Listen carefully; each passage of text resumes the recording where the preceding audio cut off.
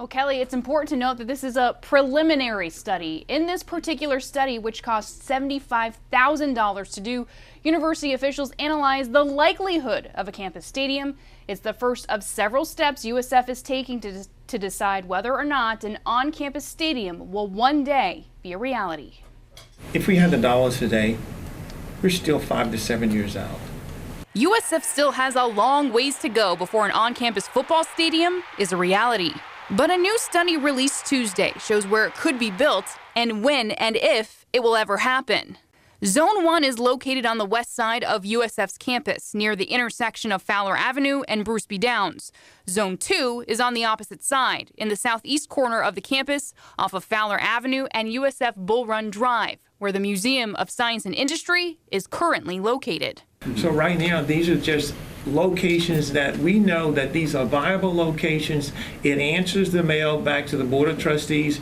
Can it be done? The answer is we have identified locations. Now let's look at the financial strategy. Let's look at the fundraising feasibility analysis.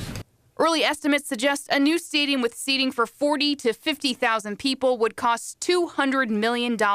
Figuring out how to pay for it without taxpayer dollars or student tuition funds is the next challenge. I'm very optimistic on where the process has been, how the trustees have engaged in this, how leadership is completely engaged in everything we're doing. The study looked at 14 stadiums around the country, including Clemson University and Ole Miss, to conceptualize possibilities for not only a stadium, but also a tailgating area called the Bull Zone to enhance the fan experience. For now, Raymond James Stadium will remain the home of the Bulls.